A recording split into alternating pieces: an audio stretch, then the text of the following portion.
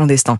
Si on prend la liste des principaux pays qui refusent de collaborer, c'est-à-dire en nous donnant les fameux laissez-passer consulaires pour accepter de reprendre leurs clandestins qui sont chez nous, c'est presque exactement la liste des pays qui bénéficient de notre aide publique au développement, qui obtient le plus de visas légalement par la France, qui envoie ses dirigeants se faire soigner en France. Et quand vous m'entendez dire ça, vous voyez déjà toutes les mesures de rétorsion qu'on pourrait prendre. Et quand les gens nous disaient que le programme de reconquête était irréaliste, qu'il ne céderait pas, il n'y a qu'à voir ce qu'on obtient en 2 heures quand un pouvoir légitimement élu décide de taper du poing sur la table. Il y a une petite différence, et dans ce cas-là, moi je ne sais pas y répondre précisément, c'est que Trump n'a pas la tutelle de l'Union européenne. Est-ce que par exemple, nous, Français, nous sommes libres de prendre les mesures, en l'occurrence sur l'Algérie, de manière unilatérale, sans référence à l'Union européenne? Je ne sais pas répondre à cette question. Alors, j'imagine que vous pouvez y répondre. Oui, moi je peux vous y répondre sans problème. Il suffit de voir à quel point la France est le pays le plus généreux en termes d'aide publique au développement, en termes de visa.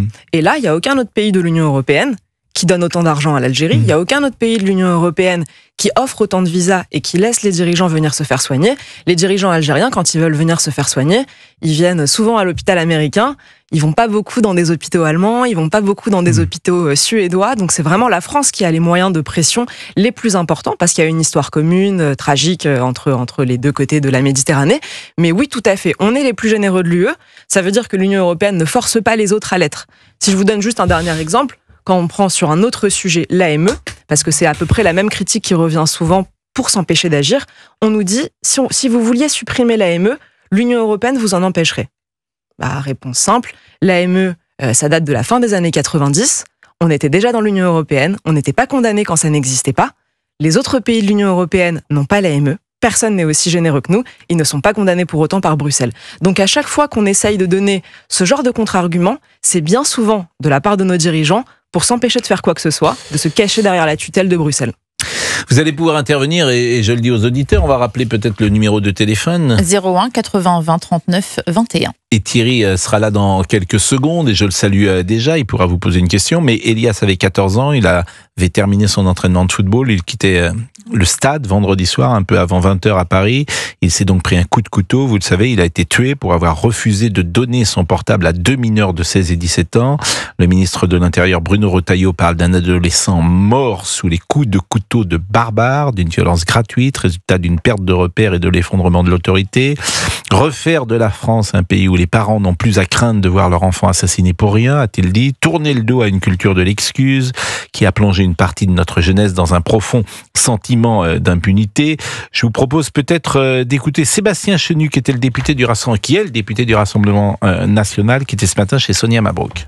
Ça dit aussi l'effondrement des autorités, des repères, et cet effondrement, il ne vient pas de nulle part, parce que à quoi sommes-nous confrontés en la matière? Nous sommes confrontés à une hausse très forte sur les 20 dernières années, on va dire, de la délinquance des mineurs, extrêmement forte, avec des taux de récidive très très forts également, à des statistiques qui ne sont pas fiables. Donc on a évidemment aujourd'hui une problématique de justice des mineurs, mais qui se répète à l'envi.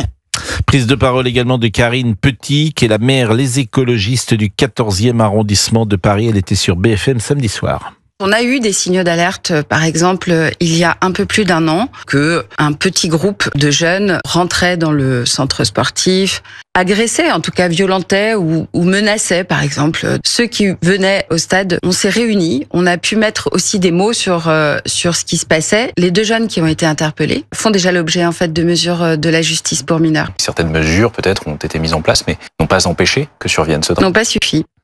Si Reconquête était au pouvoir et si Reconquête avait la majorité à l'Assemblée nationale, est-ce que les lois changeraient? Est-ce que la politique judiciaire serait différente? Bien sûr. Je pense que précisément, vous connaissez la réponse, je vais vous préciser. D'abord, ça me fait penser à une phrase de Jean-François Revel qui disait « Pour juger un régime politique, comptez les cadavres ». Quand on a cette phrase en tête, on se dit que notre régime politique est condamné. Et toute la classe politique avec. Il faut absolument en changer. Donc oui, évidemment, quand Reconquête sera au pouvoir, quand on aura la majorité à l'Assemblée, et j'espère pour la France le plus vite possible, bien sûr, les lois changeront. La première des mesures à prendre, c'est une construction massive de 100 000 places de prison.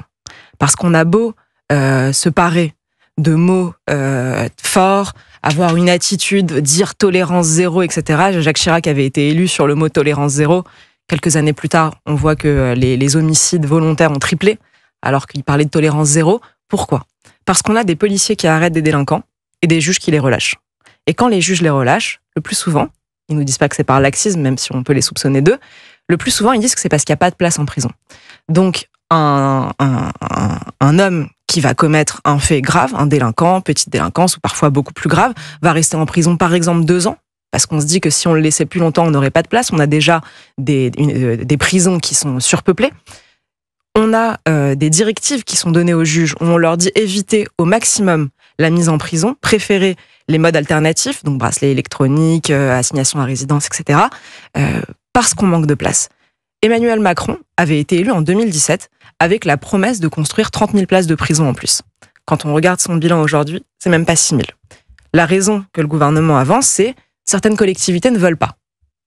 Quand il s'agissait des éoliennes, on n'a pas demandé l'avis des maires. On a dit qu'il fallait même pas demander d'études d'impact, qu'il fallait les installer comme ça. Est-ce que pour des prisons, là, on devrait attendre? Alors, donc, je vous interromps parce que là, c'est un sujet qui est encore particulier dans la criminalité ou dans la délinquance, c'est les mineurs. Qu'est-ce que vous faites avec des enfants de 16 ans, 17 ans? Est-ce que ils sont jugés comme des adultes de 18 ans? Est-ce que la majorité change? Tout à fait. Un jeune qui tue comme un adulte doit être jugé comme un adulte. Quel que soit son âge? Quel que soit son âge, bien sûr. En espérant qu'il n'y ait pas demain des criminels de 10 ans. Mais on peut quand même espérer que les coups de couteau...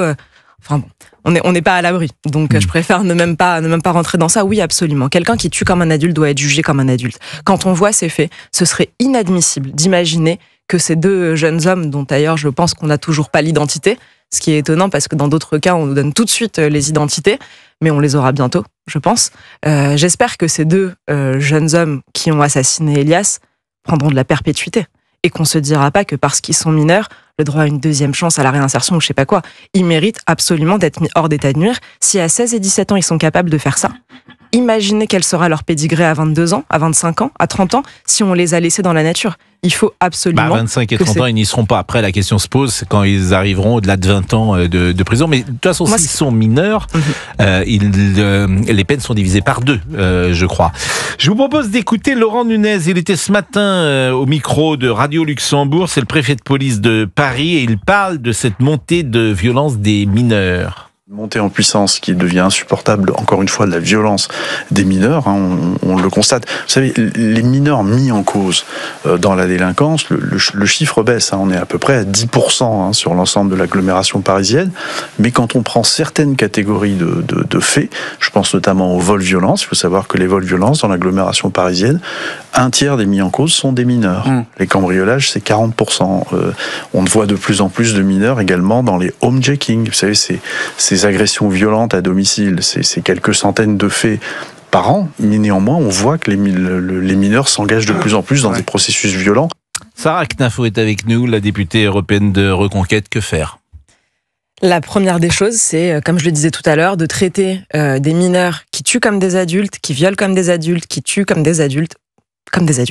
C'est-à-dire que la justice... Vous croyez que ce sera efficace? Absolument. Je pense que la chose qui est efficace, et il ne faut pas se désespérer sur ça, c'est de mettre les individus qui sont dangereux quand ils sont dans nos rues en prison. Là, ils pourront plus nuire à personne. Ils seront dans leur prison. C'est la première des choses à faire. La gauche essaye de nous expliquer que le but de la prison, c'est la réinsertion. C'est faux. Le but de la prison, c'est de mettre hors d'état de nuire des gens qui sont dangereux quand ils sont en liberté. Donc, les 2 assassins du jeune Elias, ils doivent être en prison pour le restant de leur jour. Il n'y a pas d'autre solution. Si vous voulez que la société soit protégée, il faut que ces individus soient mis hors d'état de nuire. Et moi, je me soucie beaucoup plus de la paix dans la société que du bien-être de 2 jeunes assassins qui ont réussi à assassiner alors qu'ils n'avaient que 16 et 17 ans. Et ce qui me frappe le plus dans cette affaire, c'est que ce jeune garçon, Elias, ça a été un garçon courageux. À 14 ans, il était dans le 14e, rappelons-le, parce que quand même le 14e, j'ai été ce matin voir un peu sur Google Maps à quoi ressemblait cette rue. C'est une rue banale, ça ne ressemble pas du tout à un coupe-gorge. C'est une rue comme toutes les autres. Et quand on voit que ce jeune garçon, il se fait planter d'un coup de couteau dans la clavicule parce qu'il refuse de donner son portable, alors on voit directement toutes les conséquences qui vont arriver. On va avoir des parents en France qui vont éduquer leurs enfants, j'utilise un mot fort, dans la lâcheté. C'est-à-dire qu'ils vont dire à leurs enfants, et je les comprends, je ne les juge pas, ils vont dire à leurs enfants, si quelqu'un vient pour te racketter, tu donnes tout ce que t'as, parce qu'il peut avoir un couteau. C'est-à-dire que pour la première fois, sans doute, dans l'histoire de France, on va dire aux enfants que la valeur première n'est pas le courage, mais la lâcheté. Vous m'entendez, je dis pas du tout qu'ils devraient pas le faire et qu'ils devraient dire à leurs enfants non, bats-toi, etc. C'est pas ce que je dis. Mais je dis qu'on est dans une société où, à tel point que n'importe quel gosse de 16 ans, n'importe quelle racaille, parce que ce sont des racailles, peut posséder un couteau. Donc les parents vont dire à leurs enfants, tu donnes tout ce que t'as. Et ça, c'est gravissime, parce qu'on les éduque dans l'inverse des valeurs qui devraient être celles d'une éducation normale. Un parent devrait dire à son enfant, quelqu'un vient te menacer, tu te laisses pas faire et tu baisses pas les yeux. Thierry vous interroge. Bonjour Thierry, vous nous appelez d'où Thierry ? Oui, je vous appelle de la région PACA, Pascal. Bon, bonjour. Est-ce que vous êtes un électeur de droite, de gauche ? Plutôt de droite. Plutôt de droite. Alors, les familles sont assez éclatées à droite. Vous votez... Je serais très proche de Madame Knafo. Donc, plus vous avez proche, c'est-à-dire que vous avez voté Reconquête, par exemple, lors de... Tout à fait. Pour un candidat Reconquête en PACA. Alors, votre candidat Reconquête aux élections législatives, lors de la... Alors, c'était Éric Zemmour. C'était Éric Zemmour. Donc, effectivement, voilà. Donc, il a fait un des scores sans doute les plus importants, j'imagine, de tous les députés de Reconquête. Une question ou une analyse pour Madame Knafo, Thierry ? Alors, moi, j'ai constaté dans ma carrière d'ancien policier, je suis retraité actuellement, que les criminels étaient rarement des primo-délinquants. Ce sont des personnes qui ont accumulé et enchaîné les agressions, les vols avec violence, sans obtenir de réponse pénale propre à mettre un terme à leur carrière. Et à chaque fois, j'ai pu constater, moi, un certain paternalisme et une bienveillance de la part des magistrats. J'ai même assisté une fois à une séance un peu surprenante et surréaliste. Mon commissaire a interpellé le procureur là-dessus parce que il s'agissait de cas de jeunes qui avaient accumulé d'une vingtaine d'agressions avec violence sur des jeunes victimes. Et le commissaire a dit au procureur, mais que faites-vous des mineurs, des victimes en pareil cas? Le procureur a répondu, la victime n'apparaît pas dans le code de procédure pénale. Elle peut porter partie civile, mais elle n'apparaît pas. Donc, vous voyez, les magistrats ne s'occupent pas des victimes. Ils les ignorent et leur comportement est extrêmement paternaliste. Ça m'a frappé. Alors, la difficulté, c'est de faire un raisonnement par rapport à un cas peut-être unique. Je pense que les magistrats, je l'espère en tout cas, prennent en compte les victimes et les entendent. Et on l'a vu parfois dans certaines affaires. Dans l'affaire Pellico, par exemple, la victime a été prise en compte. Et c'est une bonne chose. Oui. Déjà, Madame Pellico, cette affaire a été très médiatisée, mais c'est toutes ces délinquants, tous ces vols avec violence, ça devient banal, Pascal. Mais c'est banal, vous avez raison. Mais qu'est-ce qu'on fait? C'est ça, là, une fois que... Je vous en prie, Sarah Knafo veut vous répondre, mais peut-être voulez-vous terminer, Thierry? Ah oui, alors, nous, les policiers, évidemment, nous entendons nous les mettons à disposition de la justice, nous rédigeons des procédures, mais il y a aussi en parallèle tout le volet social et préventif. Ça, je voulais vraiment en parler. Il y a un tas de réunions, on participe à un tas de réunions que je qualifierais de théodules, pour employer un terme qui vous est cher, des baromètres d'ambiance, on leur donne le nom qu'on veut. Et je vais prendre un exemple concret d'un jeune. Je constatais qu'il gravissait petit à petit les échelons de la délinquance, avec des actions de plus en plus violentes. Et à chaque réunion, je citais son cas. Je dis, voilà, on a tel jeune qui nous pose des problèmes, que fait-on? Je n'ai jamais eu justement, de réponse la concrète. question, je la pose à Sarah Knafo parce que c'est la grande question des prochaines années.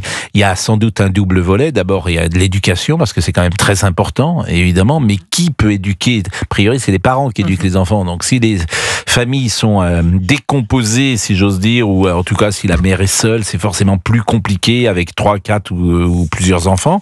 Et puis, qu'est-ce qu'on fait sur le volet répressif?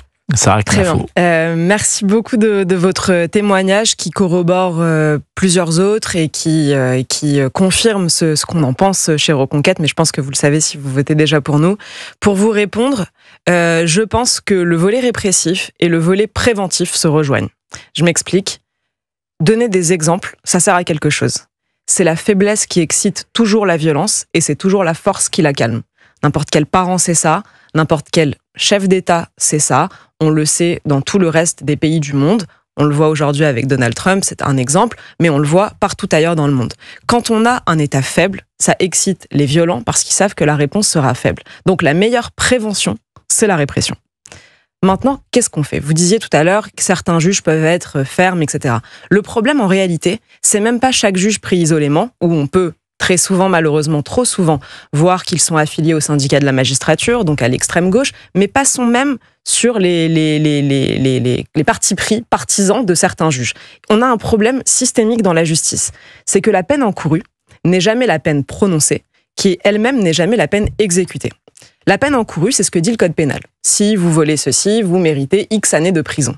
La peine prononcée, c'est ce que le juge va décider lors du procès. Et la peine exécutée, c'est le nombre d'années que vous allez effectivement rester en prison, ou combien de temps vous allez avoir un bracelet électronique, ou ce que vous allez payer à la fin, etc. La peine encourue, le code pénal la donne. Mais la peine prononcée, bien souvent, n'atteint jamais la peine encourue. Pourquoi ? Parce que des juges idéologisés, des circonstances atténuantes qui sont presque toujours prises dans leur sens maximal, parce qu'il y a des directives, comme je le disais tout à l'heure, qui demandent aux juges de ne pas placer en prison. Et ça, c'est des directives claires qui sont écrites, c'est pas quelque chose qu'on leur a chuchoté à l'oreille, c'est écrit. On leur dit ne les mettez pas en prison parce qu'on n'a pas assez de place. Première des choses, il faut évidemment mettre un signe égal entre la peine encourue et la peine prononcée. Pour ça, peine plancher, construction de places de prison. Et évidemment, lutter contre l'idéologisation de la justice, empêcher la syndicalisation, notamment dans le syndicat de la magistrature. C'est pas normal d'avoir des juges d'extrême gauche, pour faire court, et c'est aussi pour ça que la justice est à ce point décrédibilisée en France. Et enfin, peine exécutée. Comment faire pour que la peine prononcée soit la peine exécutée ? À mon sens, il faut supprimer le juge de la liberté et de la détention, c'est-à-dire un juge qui va venir rejuger un procès pour dire un tel s'est bien comporté en prison, il a dit bonjour aux agents pénitentiaires, il a fait de la poterie ou je sais pas quoi, donc il mérite de sortir au bout de 4 ans au lieu de sortir au bout de 8 ans. Ça ne devrait pas exister. Monsieur a raison, quand le JLD, le fameux juge de la liberté et de la détention, rend son deuxième jugement, la victime n'existe plus. On ne prend même pas en compte le crime qui a été